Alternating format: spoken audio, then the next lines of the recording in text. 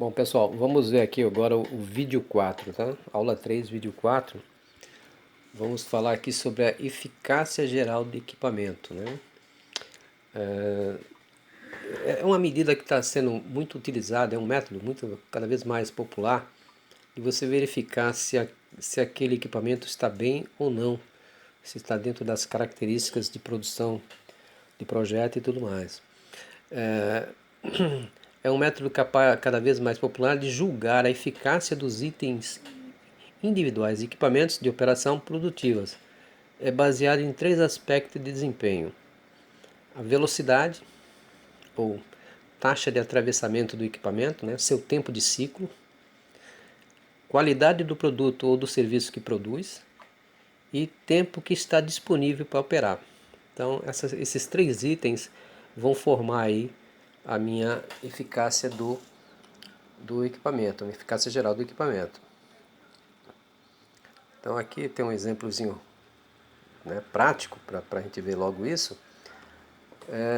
Por exemplo, nesse exemplo, a taxa de qualidade de um determinado equipamento, seja lá qual for, é 90%. Então tudo que ele faz, ele consegue, das 100 peças, se 100 peças passar por lá, 90 são aproveitáveis. Então essa é a taxa de qualidade dele, né? Combinada com a taxa de desempenho de 80%. Né? O que é a taxa de desempenho? Quer dizer, ele foi projetado para fazer, por exemplo, 100 peças em uma hora, e ele está fazendo só 80. Então a taxa de desempenho dele é 80%. E a taxa de disponibilidade, né, é de 75%. Significa que 25% do tempo dele ele fica parado. Ele só fica disponível para operar 75%. Isso daí vai produzir uma eficácia geral de equipamento de 54%. Então, como é que você calcula isso? Você vai pegar a taxa de qualidade, tá certo? Que é 90%, e transformando em número fracionário é 0,9. A taxa de desempenho, que é 80%, transformando em número fracionário é 0,8. E a taxa de disponibilidade é 75%, que é 0,75. A eficácia vai ser a multiplicação desses três números. Então 0,9 vezes 0,8 vezes 0,75 vai me dar a taxa de eficácia desse equipamento. No caso aí, esse equipamento seria 54%. Tá? Então você vê que como impacta, né? Parece que é muito, né? A taxa de qualidade 90%. Só que quando você combina a qualidade com disponibilidade, né, e com desempenho, você vê que ele só produz quase metade só do que deveria produzir.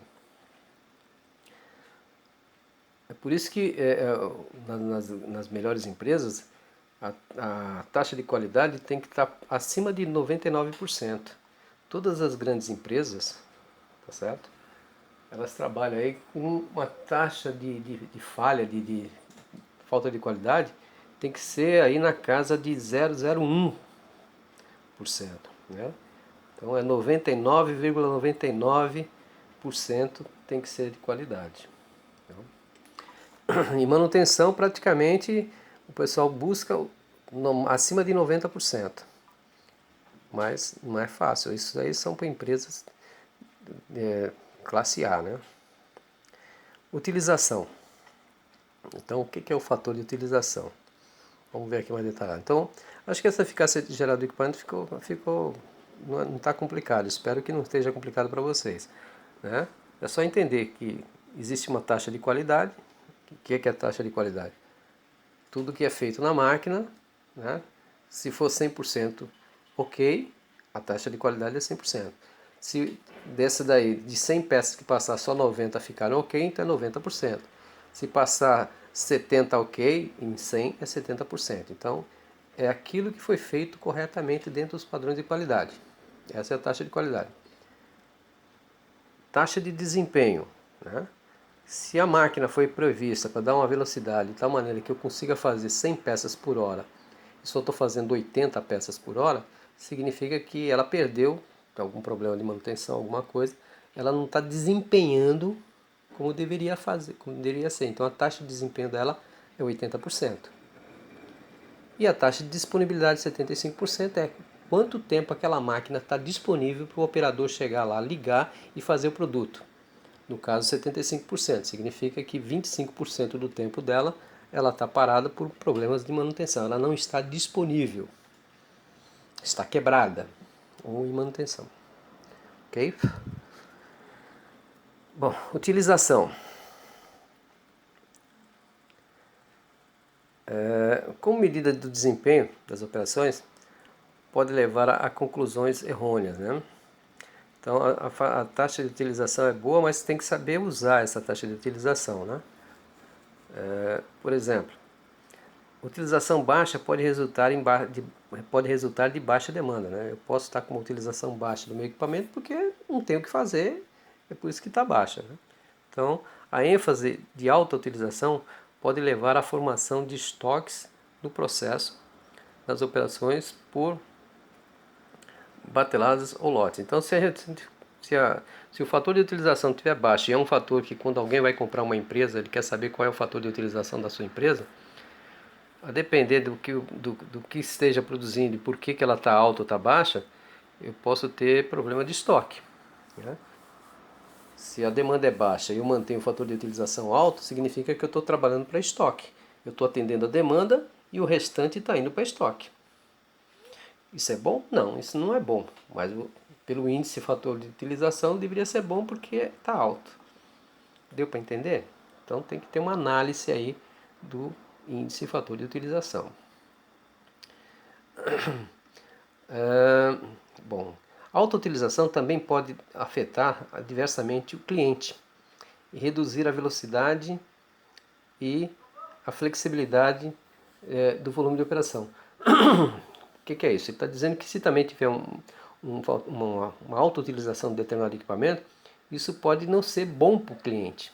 Por exemplo, alta utilização dos caixas automáticos de bancos é frequentemente acompanhada de longas filas. Então, não é bom. Para o cliente não é bom. Para a máquina, quer dizer, a máquina está sendo altamente utilizada, né? Não para nem um minuto. Só que o que acontece? Cria fila, né? Porque está sendo muito utilizado. Na realidade, deveria ter mais máquinas. Então, o fator de utilização daquela máquina está praticamente 100%. Só que está gerando fila. Então, se ela tivesse um fator de utilização de 50%, talvez a fila fosse bem menor. Talvez não, a fila seria bem menor. Ou nem teria fila. Cacilda.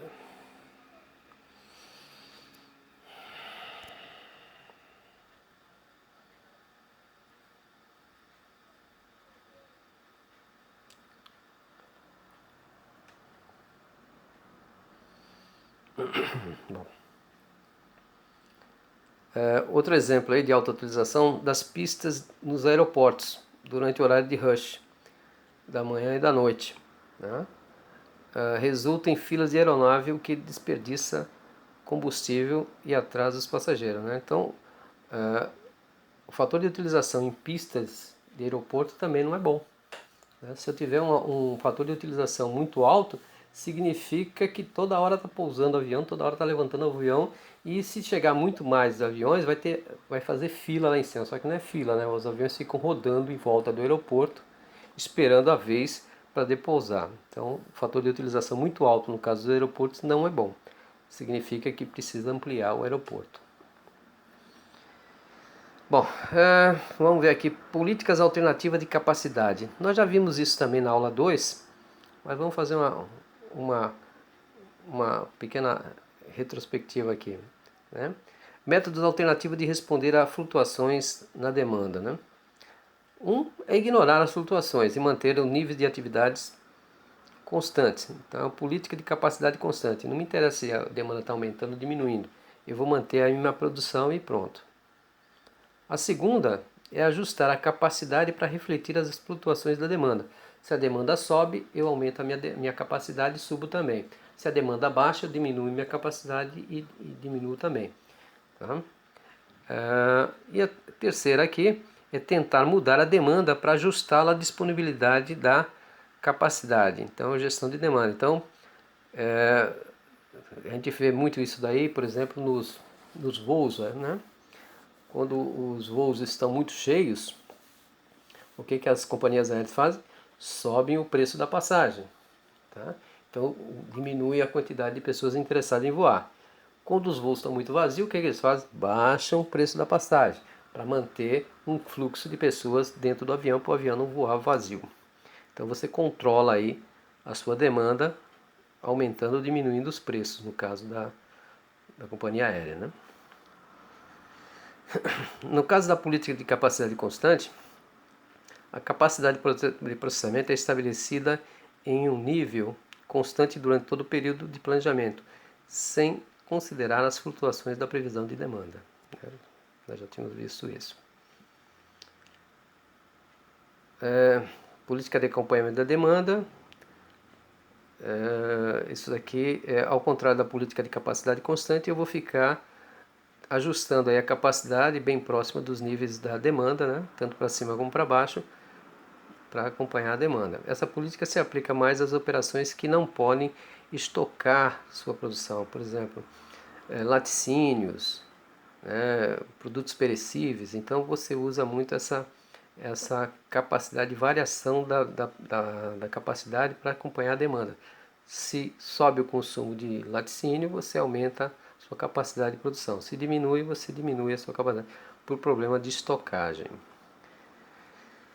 No caso em que a produção pode ser estocada, a política de acompanhamento da demanda pode ser adotada para minimizar ou eliminar estoques de produtos acabados. Então, eu também posso, mesmo que eu possa estocar, eu posso manter essa política para não ter um estoque muito grande, para não ter um capital parado nos meus estoques. Utiliza-se de métodos para ajustar a capacidade. Né? Então, os métodos mais usados é método hora extra e tempo ocioso. Né? Então, se eu tenho uma demanda muito alta, eu implemento hora extra. Se eu tenho uma baixa demanda, eu dou folga para o meu pessoal. E assim vou administrando. Variar o tamanho da força de trabalho também é uma delas. Né? Se aumenta a demanda, eu contrato. Se diminui a demanda, eu dispenso o pessoal. Né? Isso é muito usado nessas empresas de prestação de serviço, né, que fazem por empreitada. Quando tem uma obra grande, contrata muita gente. Terminou a obra, dispensa todo mundo. E também eu posso utilizar pessoal em tempo parcial. Né? Então, essas fábricas de automóveis, quando a demanda cai muito, eles pegam metade da equipe e mandam para casa e só fica com uma parte do pessoal trabalhando, a outra fica de férias. E a última aqui é a subcontratação. Né? Eu tenho minha equipe, mas se aumenta a demanda, eu vou lá e contrato. Né? Se não, terminou o serviço, eu mando embora. Né? Só que aí você tem aqueles problemas de qualidade. A política de acompanhamento da demanda, né, de gerenciar a demanda, reduz custo e melhora o seu serviço. Né? Se eu gerenciar minha demanda, eu vou reduzir custo, porque eu não vou ter gente ociosa, né? Vou estar sempre subindo e descendo. Né? Alterar a demanda, aumento de preço, pacotes promocionais, foi o que eu falei antes. Né? Então, eu vou dar promoção ou aumentar os preços. E por último aqui, produtos e serviços alternativos, desenvolver novos produtos com padrão de demanda diferente ao longo do ano, né, para preencher os períodos de baixa demanda. Então eu posso ter lá na minha fábrica vários mix. Então quando eu não estou vendendo um determinado produto, eu estou fabricando outro e assim eu não dispenso o pessoal. Tá? Políticas alternativas de capacidade. Na prática, a aplicação de apenas uma política é extremamente raro. O que ocorre é uma combinação das mesmas buscando atender os objetivos competitivos operacionais. Né? Redução do estoque, custo de minimização dos investimentos, do capital, abordagem ágil, orientada para o cliente e tudo mais. Né? Então, na realidade, eu não tenho apenas um tipo de política de capacidade. Eu utilizo todas essas, a demanda, a variação, alterar a demanda, criar novos serviços alternativos. É isso aí que na prática é feito, né? Não existe uma única demanda. ok? Eu vou dar uma paradinha aí por causa do nosso horário também.